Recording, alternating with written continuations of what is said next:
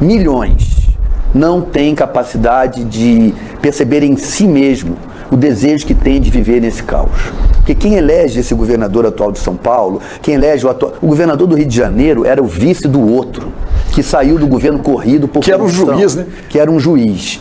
Como que esse sujeito se reelege se ele era vice do outro? O Rio de Janeiro teve, acho que 5 governadores condenados por corrupção. Os 5 A últimos. população do Rio de Janeiro... Só escapa o último aí. Ela elegeu estas 5 pessoas. Eles não chegaram lá sem serem eleitos. E elegeu o Jair. Nós temos que e nos o Flávio, perguntar, todos eles, nós temos que nos perguntar o que se passa, que o povo brasileiro morbidamente deseja o seu próprio sofrimento. Existe um sadismo aí, existe uma... Eu acho que é um problema da filosofia do monoteísmo, entendeu? Que leva... o parlamento é a âncora verdadeira da democracia. Se o parlamento é desonesto, mesmo uma pessoa honesta no executivo fica refém dele. A gente está cansado de ver isso acontecer.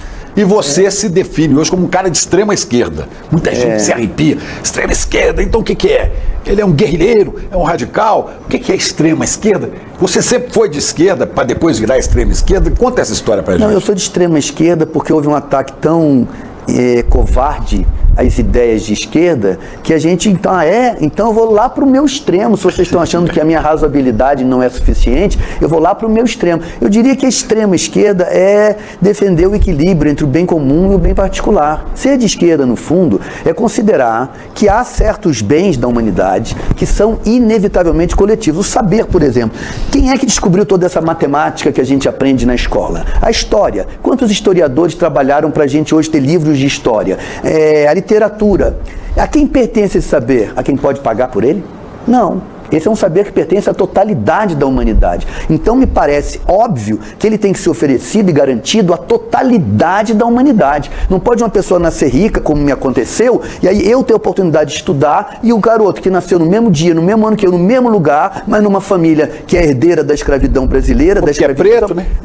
E no caso do Brasil há essa tristíssima concomitância, né, da cor da pele das pessoas, está ligada à pobreza majoritariamente, e aí ele não tem direito ao saber da escola particular. Então, de uma certa maneira, haver escola particular é uma ofensa à justiça do conhecimento. Ou bem não há escola particular, ou as escolas públicas são variadas e a gente tem, sei lá, um vale que o governo nos dá. Mas pagar pelo ensino, quem tem direito a ficar vivo? Quem pode pagar pelo hospital? Essas coisas... Plano de saúde, né? Plano de saúde, seja o que for. Obviamente todo mundo tem direito a ficar vivo, todo mundo tem direito ao conhecimento. Agora, eu quero, sei lá, voar de asa delta. Problema teu, trabalho e compra uma asa delta. Nem todo mundo tem o direito a voar de asa delta. Agora, todo mundo tem direito a uma escola, todo mundo tem direito a uma rua para andar, né? A um hospital para ir, a um teto para morar. Como é que pode alguém nascer e não ter uma casa? Então, ser de esquerda, na minha opinião, é lutar pelo equilíbrio entre o bem comum e o bem particular. Enquanto que ser de direita ou ser de extrema direita é ser um assassino. Mas ser de direita, ser de centro, é achar que o bem comum não tem valor, que nada é comum, que tudo é uma questão apenas particular da pessoa conseguir por ela mesma. Como é que uma criança consegue por ela mesma uma boa escola? Nós temos que dar para ela. E o preço disso qual é? É pagar impostos justamente e que esses impostos sejam administrados honestamente. O fato dos impostos não serem administrados honestamente não pode desmerecer o fato de que temos que pagar impostos para que existam bens públicos. Porque há quem diga que não, para de pagar isso e vamos trabalhar para a iniciativa privada, porque ela é mais eficiente, que é uma balela, né? A iniciativa privada é mais eficiente para os interesses dela mesma, né? Eu nunca vi nenhum grupo de médicos construir um hospital para atender a população pelo custo do tratamento. Não, eles constroem hospitais para terem lucro. O SUS não é para ter lucro. O SUS é para atender a necessidade da pessoa. Então a iniciativa privada é mais eficiente no interesse dela, não no interesse coletivo. E quando ela está em risco, pede socorro ao Estado, né? Agora, que o Estado fracassa também é verdade. Esse é o drama, na minha opinião.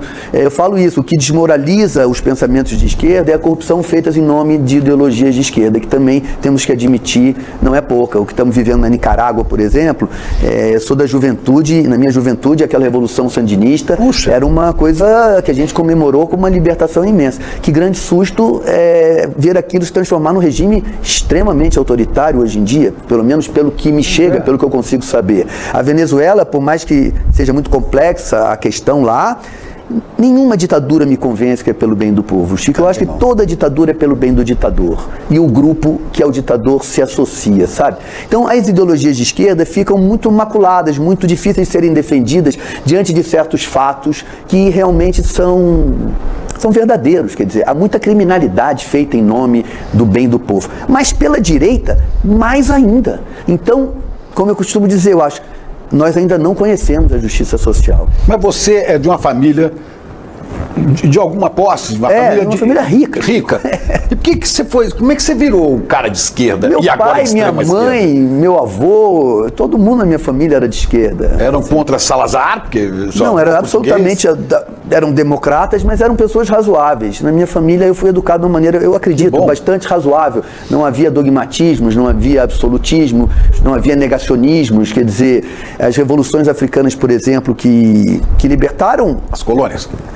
Aquelas colônias que fabricaram esses países com fronteiras meio absurdas. Quantas dessas revoluções não fracassaram porque ditadores, agora eles exploram o próprio povo deles, que antes era explorado pelo colonizador. Então esse tipo de evidência, na minha casa, onde eu fui educado, ela nunca foi negada. É porque isso tem muito a ver com Paulo Freire, né?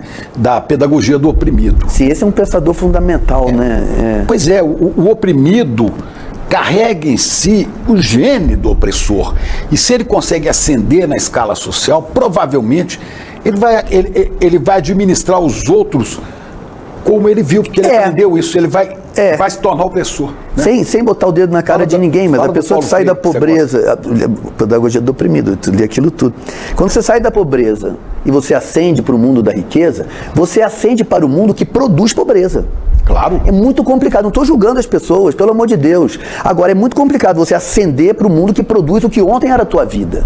Como não usufruir desse mundo sem ser conivente com a injustiça que ele produz? É muito complicado. Agora, é complicado também para mim. É complicado para você, é complicado para qualquer pessoa que consegue botar a cabeça um pouco acima da linha da pobreza. Como eu agora não produzirei pobreza, a pobreza da qual eu consegui escapar. Então, de fato, mais uma vez, o bem comum. O que nos enriquecerá será a melhoria, na minha opinião, do bem comum. E o bem comum, quem administra ele é o Estado. Então temos que recuperar um Estado brasileiro que seja, de fato, um Estado voltado para o bem comum e não como é hoje, voltado para o bem da aristocracia política.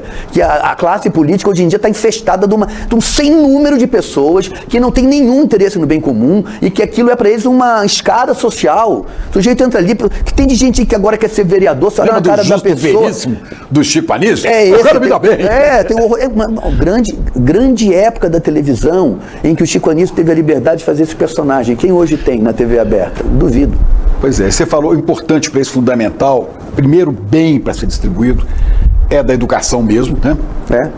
Aqui se chama ICL, Instituto Conhecimento Liberta, inspirado num lema do José Martí, o libertador de Cuba. Claro. Solo el conocimiento liberta. Só o conhecimento liberta. Tem uma letra de um rap de um personagem que diz: eu sou o que eu sei, eu não sei o que eu sou. Sou a sobra da sombra do que sobrou da poça de sangue do filho do meu avô. Quer dizer, se você mata o pai, aquela pessoa lá que tem 5, 6, 7, 8 anos, que vê o pai desaparecer, dificilmente conseguirá construir uma estrutura psicológica isenta dessa mágoa, desse ressentimento. E o próprio conhecimento que ela deveria adquirir se torna um conhecimento muito distante do que faria ela feliz. Então, eu diria que interromper imediatamente a violência policial que mata as pessoas no Brasil é até anterior à educação. Até para que uma criança tenha paz de espírito de aprender, o pai e a mãe dela não podem estar debaixo da violência policial que é diária, que é constante. Nós temos uma polícia extremamente antiga, uma polícia preparada para um outro mundo, uma polícia que não tem nenhuma compreensão da função dela, que é uma polícia manipulada pelos líderes políticos para manter a população eternamente com